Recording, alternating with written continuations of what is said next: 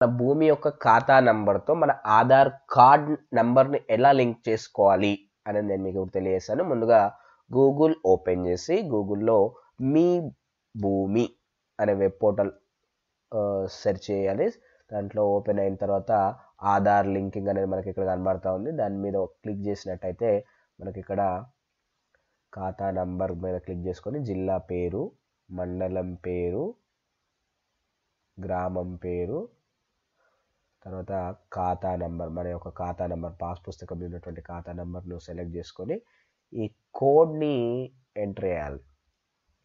తర్వాత దాన్ని క్లిక్ చేసినట్టయితే మన ఆధార్ లింకింగ్ స్థితి అనేది తెలుస్తూ ఉన్నది. ఇక్కడ ఆధార్ లింక్ కాలేదు, ఆధార్ లింక్ చేయడానికి క్లిక్ చేయండి. అక్కడ క్లిక్ చేసి మన యొక్క ఆధార్ కార్డ్ నంబర్ను అక్కడ ఎంటర్ చేయాలి.